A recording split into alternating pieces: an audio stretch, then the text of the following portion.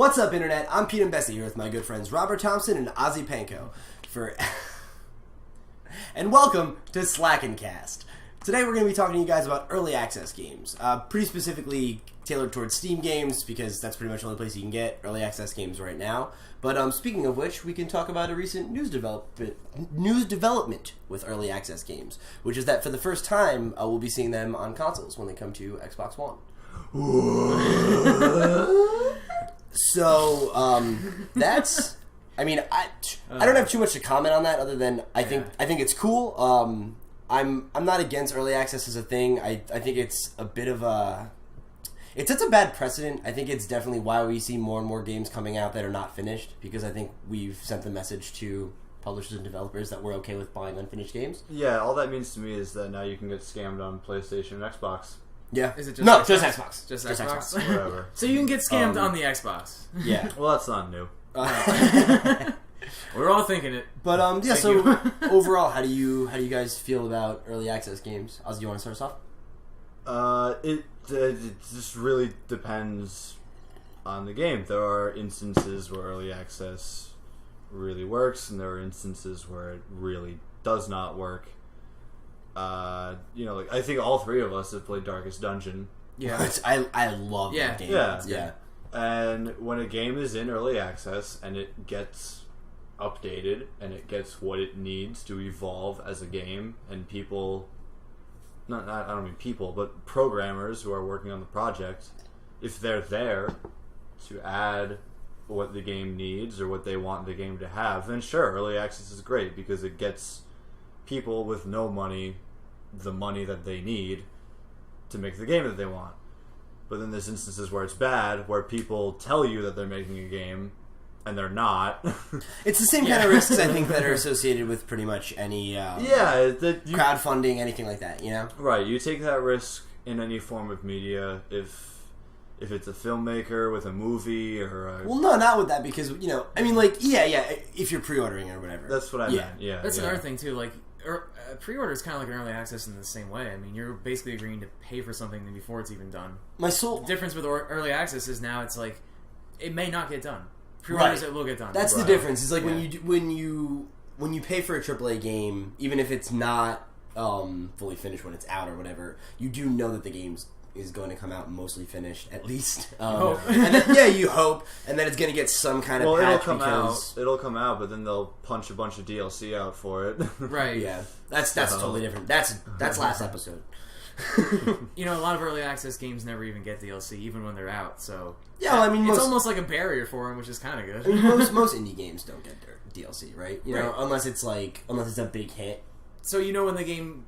If it does come out of early access, you're not going to get slammed for another $60 of just extra content over the years. I feel like that comes with the mentality of an indie developer, because it's like, wow, my vision is done. I don't have to work on this again for a day in my life. So unless you really want to make DLC as an indie developer, you really shouldn't, I guess, have a reason to make DLC unless you really want to for your project. Well, I mean, I think it more comes down to that, like, you make DLC because there's demand for DLC, and it's like if you make an indie game that's a modest success, it doesn't make sense to put more time and effort into supporting a game that doesn't have a huge audience, unless they're there being like, we need more, and it's like, honestly, it would probably be better to even work on the sequel, right, and try to improve on what you already did, and try to cast a wider net. So I got Consortium a couple weeks ago. I played the game 3 times already, and it's one of 3 or 4 games, episode adventure.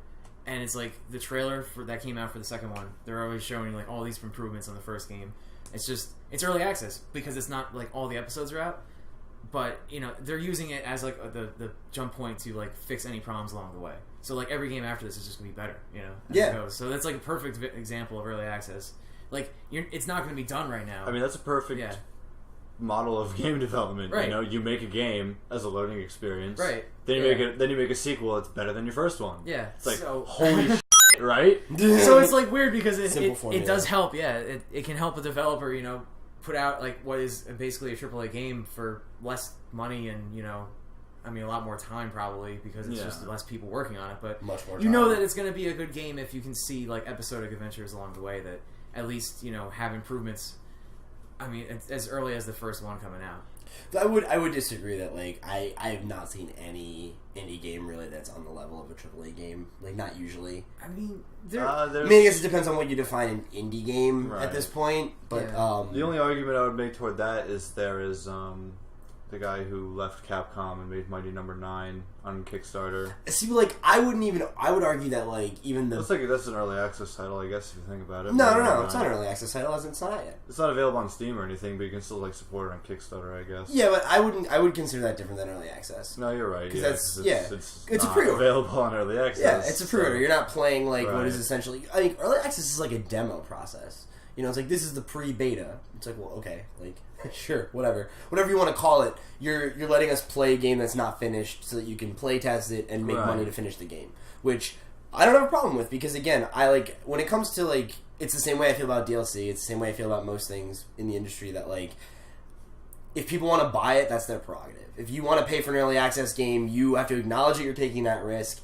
And sometimes it's going to work out, sometimes it isn't. And the early access games that I have paid for, more often than not, I have been satisfied with. Like we said, Darkest Dungeon, really enjoyed. Forest, I really enjoyed. But again, both those games were games that Thompson had played first and told me to buy, and I already liked, so they were vetted. And that's why I won't generally buy an early access game. I'll wait and see, you know, how good is it? Is it worth playing in this early alpha stage? Because, you know, honestly, like, I don't want to pay to play test a game for an indie developer. I'm not interested in that. I only have so much time Especially to play if you don't know games. if they're going to finish. Yeah, well, that's the other thing. It's like I would rather, like, you know, when I look at a game like Darkest Dungeon, like I said this earlier, I would pay $20 for that game as is. Yeah. It's that good. Yeah, it's good so enough. if they make it better and then it eventually becomes a $40 or $60 game, and I got it for $20 and get the full game down the line, I'll be totally satisfied with that. That's what I did with Kerbal. I bought that for $20. Kerbal Space Program. Yeah, Kerbal Space Program, sorry. Shout out to that game as well. It's another really good example of a game that I bought started that. small and now Yeah. you totally got your money's worth if you bought it when it was new. $20. Yeah, Oh, I got that for yeah. 20, and if you go on Steam now that it's finished, it's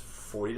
$40, yeah. I got it on sale when it was on early access for like 10, and I've So had it's like an amazing deal. so much fun with that game, Yep. and it's like $10 for I think I have at least 100 hours in it now. Real quick, gonna plug our Let's Play of it right here where my fingers are. You can click little annotated box and go check us, Thompson and I play some Kerbal Space Program. Yeah. But right before it disappears, I'm going to punch it and it's going to explode. Probably won't do that. I'm lazy. I don't want to animate all that. Graphics take money. Subscribe to Slack and Slash, and maybe I could explode things with my fists. In Buy future Slack and episodes. Slash on early access. Oh boy. Oh god. Shameless. But Shameless. Yeah, shameless promotion. That's how you get money. No, it's not. But anyway, I mean, so yeah, overall, I feel like early access is a positive thing for the industry. When it's done right. Yeah. I've had more positives than negatives. I have, like, for example, I can go down the list of a few games like 7 Days to Die, Starbound, The Forest, Darkest Dungeon, Kerbal Space Program. I mean, those were like a lot of them are just crafting games I mentioned, but they're, you know, all of them were probably under $20 every time I bought one. Either just regular price or on sale, and like every one of those games has provided at least 50 hours of time. And they're all solid buys, and they're all they're games that still are going to getting continue to get updated, yeah. They're still getting updated. Like, I didn't play The Forest for like 6 months, jump back in, and just a whole new game. Starbound got updated, and a whole new game for that. They did a huge update on that when the year went out. I forgot about like even having it, and I like just saw it the other day. I was like, what's this? All this stuff. A new intro to the game. It's like I barely even played it, you know? That's amazing that they can do that. That's how I feel about The Forest, too. That's so good, yeah. Like, Jesse and I, about a week ago, did a Let's Play right here of The Forest. Give it a second. Now punch it. Okay. So we played The Forest, and literally I logged in, and again, there's like all these new updates, and I remember every time you come in, there's a thing that, oh, man, like I remember when we were playing the last time, I was like, why the hell can't we get meat from these turtles? Guess what there is now? It's turtle Really? meat. Yeah. See, I didn't even... Yeah. It's been like how long? 2 weeks since I Yeah. played? Seriously. Turtle meat! All kinds of new stuff, and That's awesome. And I love that, like a game that I already feel is worth the $20 I spent on it. Yeah, man. Is still getting updated. Is still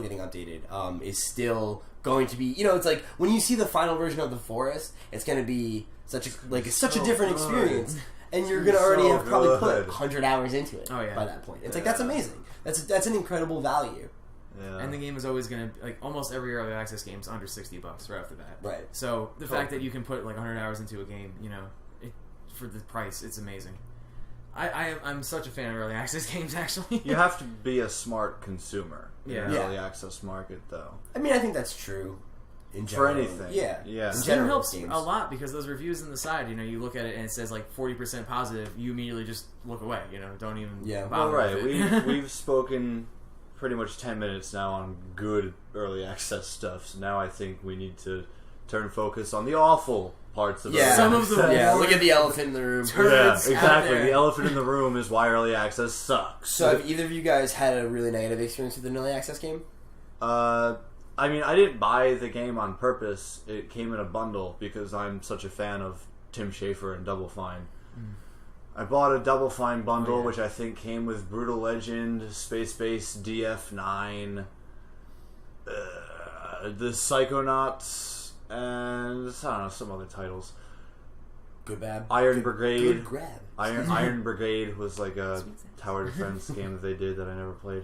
But anyway, so Space Base DF9 came in this bundle, and I had done some research about it because I had never heard of it till I got it in the bundle. But when you get right on the Steam page, it's just like you brought up, Thompson, how it's got really poor reviews on Steam, so I tried to figure out why. And it turns out while Space Base DF9 was in early access, the developers put out an update that was a small update, but they declared it version 1.0 of the game, and it left early access after the update. Okay. So that's pretty dirty. It was very dirty. So that was the full game? That was the full That's game. like now the full game, Right. The current builds. Yeah. So they declared Space Base DF9 version 1.0, and then they dumped the source code somewhere on the internet, and they said, hey, since you guys on Steam cared so much about this game to pay for it, would you mind finishing it for us? Please? So everyone who bought it is now immediately immediately responsible for the... Suddenly they've all got degrees in computer science. Yeah. And we can just build this We had game. so Yeah. much success with crowdfunding, we thought we would try crowdsourcing Yeah. our game. Oh Yeah. my god. You can build it for us too while we're at it. It's- You can and- pay us to make it happen that you guys do it. I feel like that was one of those instances in early access where a developer was given hundreds of thousands of dollars, and they were just like, "Oh, well, now that we have all this money, f this game. Why? Yeah, it's like, why would we make it? We already got it. It's like they I got just paid. took that money and ran with it. Oh man. And who the fuck knows what Double Fine did with it since then? It's, It's disappointing. yeah, it's like some guy in their office knows where that money went. That's I mean, it. it probably went into whatever I mean, I don't know exactly when the timetable of that was. But... Exactly. Like No, but I mean, money go. it went into whatever the next project is. They funneled it But into like something that else was that like needed a few years ago, and it's maybe like, it was they maybe- haven't made any I announcements. mean, it could have been the second half of Broken Age. Yeah, But you can't release a game to get money to finish your other game. No, I'm not justifying it. Just trying to explain where No. the money went. but like It's- Broken Age was crowdfunded, Yeah, so why would they do a second secret crowdfunding? because I don't quote me on this because I'm not totally sure if this part is accurate, but I do believe that they overspent a little bit on the first episode and needed to. Yes, they did. They Yeah, hired so- famous voice actors like Elijah Wood and Jack Black, because they had more money than they needed to make the game, so they needed to justify the spending. Oh, well, Of But But you know what, man? That again, like, I don't even blame them for that, just because, like, yeah, they shouldn't have hired all the famous people. That was superfluous. But, they got way more money than they ever expected. Like, they never thought they were going to see that much money, and then they felt like they had to justify how much money they got. Yeah. They can't, like, get, how, I forget the number at this point. It was such an exorbitant amount of money. Probably like $3 million. I don't think it was that high, but it might, I don't know, it might have been. Honestly, it was huge. It was. But, a big amount. it doesn't cost that much to make a point and click. No. So, like... As good as it is. Yeah, as good as the final product might be.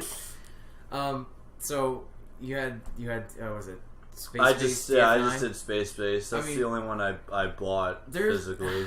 Like, I know a lot of people will disagree, but like I never got into Rust as much as I tried. I just can't get that game to work. Like, Is that still in early access? see, I don't know if it is now, but I don't know. I think it might be in I got it look. maybe a month or two after it came out, and I mean that's not like a fair comparison, but I've tried it every like major update along the way, and Yeah. the updates are very like sparse, and that's a big deal about it. Is that it's like a very big game. You would think that it would have more updates to it, and they don't really do too much. The connectivity, like I always same guy who made Gary's mod. Yeah, too, so exactly. It's like you would think there'd be a lot of work done on that. I don't know. I mean, the updates. Over I the years, think they go more the route of doing like incremental updates. Yeah, it's still early access. It's still Okay. early access, right? I mean, I don't know.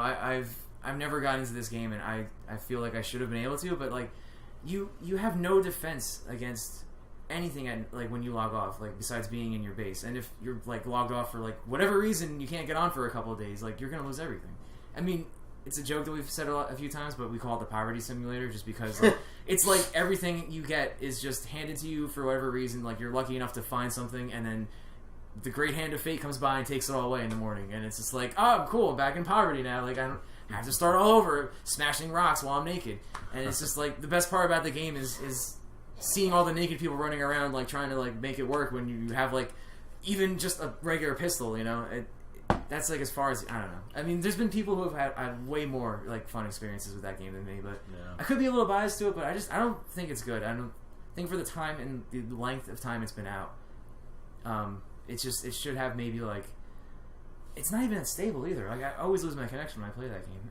I have to turn off a lot of the graphic settings just to make it run. Yeah, you know? Like, yeah, and it's like But the graphics really that. They're not intense. They're not It's that just, good either. And Like I remember one of the yeah. first times I logged into Rust, I had to open my console settings and disable the grass because the grass was just all choppy and it was messing with my frame rate and stuff. And I was like, man, they need to update the grass textures in the game. Like, I know it doesn't have enough to it. You know, it's like a crafting survival game, and that's great.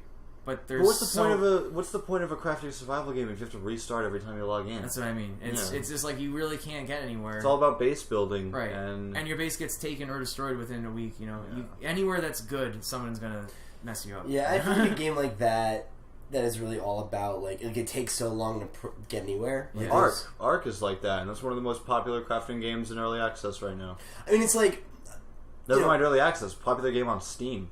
Like the problem I have with Everyone's with a system like that is if it does take so long to progress and everything like that, you definitely need something that's going to be reliable. Where you're not going to like lose the progress that you've put all this time into.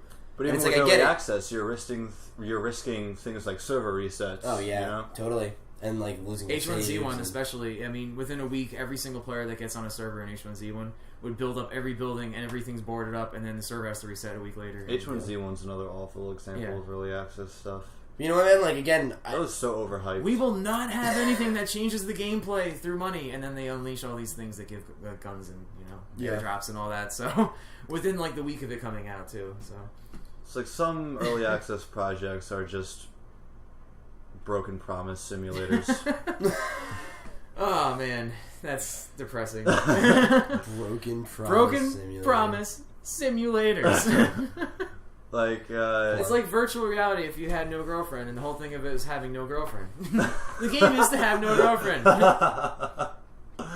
Put on the VR suit and look through the Oculus Rift, and it's like, wake up, brush your teeth, remember you have no girlfriend. This is the game. Virtual cock blocking. That implies you had a chance. You were at least talking to a girl. This is like you don't even get out of the house. Well, it's kind of like early access. It's like you had a chance to play a really good game, but then we took all your money. You know? Actually, I would have one more thing I'd like to touch base on, which is, I mean, like, I think where we feel like early access can go from here, right, is... Okay. It is coming to consoles. So. Yeah, it's coming to consoles, and I think... It's the next step for early access, I guess, is going into that realm of despair. Something I think is really interesting about having early access on consoles versus PC is that I feel like one of the mass appeal of console gaming, or one of the mass appeals of console gaming, rather, and one of the kind of promises of console gaming is a standard, is quality, right? And I think like early access almost goes... not against that per se, but I'm wondering if the early access games that we see come to like Xbox, right, are going to be like more thoroughly vetted than the ones that you see on Steam. Like it'll be you only get games like The Forest, or games that we already know are going to come to another platform, but are farther along, have a higher standard. Because like we already know The Forest is coming to PS4, so it would be like maybe if PS4 had an early access program, that's a game that we could see getting there, but not a game like Rust maybe. Right. if Microsoft has anything to say with what goes on their market, they'll probably have it so that something can't go on there, at least without having at least You know what? It also some sort of review system in place, and or like some kind of play testing. And I highly doubt they're going to play test it. So, you said the Force is coming to PlayStation 4. They're probably going to do something like that. Like if it's been on Steam, if it's been on Steam, or if another service has had the game and it's early access and it's slightly successful, I bet they'll let it go. I don't think they're going to let anything just go on the Xbox market. Yeah, you know what? They have a brand name to protect, and like they're not going to let like a turd go through, you know. Yeah, like, as much as I totally agree. As much as like people like can rip on Microsoft and like I don't even have an Xbox One, but they're not going to let something that bad go through. Yeah, So. I do think they're gonna have a way higher. Very strict. They're gonna have a higher standard. Yeah, it's gonna definitely be a more stringent process. It's gonna be a lot more effort to get an early access game on Xbox than it would be to get it on Steam. I'm surprised that the Forest is making it to PlayStation Network because I feel like if the Forest ever tried to get onto Xbox though. I feel like if Xbox is going to break into early access, they would start with smaller stuff the same way they did with Xbox Live Arcade. Yeah. Like, they would start with early access. I can see that. Like Darkest Dungeon would be, like, games. something available on Xbox Live Arcade. Just to clarify, Force is coming to PS4, like, when it's done, not... not during early access? Yeah, PS4 is not getting early access, just Xbox. Okay, but, I think... Anyway, I'm pretty sure that's true. Either way, it'll be there eventually. Yeah, no, but I'm saying early access on PS4, not coming. But the Forest is absolutely getting its full release on PS4. But I'm assuming that's going to be either simultaneously with its final release on Steam, or maybe like it'll get ported there however many months afterwards. Well, I would imagine that the final release would come out on Steam first because that's just a matter of updating it. Yeah, and then they have to port it to PlayStation. Yeah, I do think they're being developed simultaneously though. So I'm wondering if maybe. I don't know. We'll see. We'll see how that goes. It's another thing. You have to actually use like the Xbox or PlayStation tools, to like build the game again and the new engines. If there is any like, I don't know, like because I don't make these things, right? I do know it's like the PlayStation 4 and Xbox One both have architecture that are very similar to the PC. Okay. And that was done intentionally to make game development easier between the two. That's good. So I actually I'm not that's really good. I'm not sure of the specifics of what goes into porting between the two now, but I know it's much simpler than it used to be. It takes a lot less effort. It does still often take a whole team. A lot of developers will like export that kind of thing. It's like transposing music, Yeah, it's an interesting analogy actually. I do because I know what that is. I do wonder how much work goes into it now. How hard it is to make a game. Hold on. If anybody doesn't know what transposition means, that's like if a musician's playing a guitar and then you take the guitar notes and transposition them to a trumpet or something. You can't define a word with the I don't know.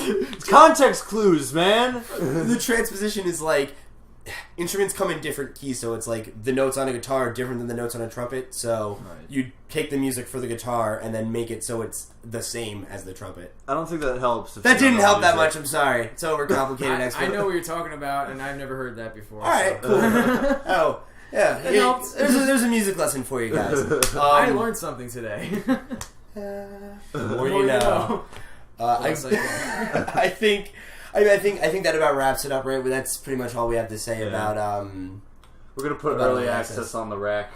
We're gonna put another one right on a rack. Put it on the rack. So racking it up. We'll get it in post. Alright guys, so thank you for joining us on another episode of Slacking Cast. If you guys have an idea for what you'd like us to talk about in the next episode, let us know in the comments below.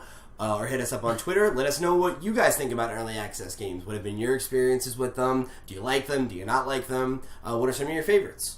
What are some of the ones you hate the most? Any horrible experiences that we missed? I don't know. I'm giving you too many options now. Anyway, if you like this video, make sure you like it, share it with your friends, and subscribe to Slack and Slash's YouTube channel. Follow at Slack and Slash on Twitter. Visit and like us on Facebook, all the other social media places. I'm sorry. There's a lot of things to talk about here. Go to those websites you go to every day and just look find up us. Slack and Slash. Yeah. And then follow us there, and then you'll know things. It'll be great. It'll be a good time. We're much better in in the written word, I guess. It's unfortunate that we have a video channel, if that's the case. I like how you just told the internet that we look a lot better on paper. Yeah, we do. Absolutely. No one's gonna listen to us Anyway, and you can visit us. I have more self-confidence than that, man. Like, I'm a slack. Well, I'm a slasher. The slash slinging slash. Visit us at slackandslash.com. It's like the 8th time we made that joke on this channel. Yeah, well, it's because it's great, and I love SpongeBob. Join us next time here on Slack and Slash's Slack and Cast. Hash slinging, slash ringing, hash bringing. Bye. He was number 1. Smitty, man, Jensen. Werben Maker. I'll put a fade on that. Kill me. Somebody kill me.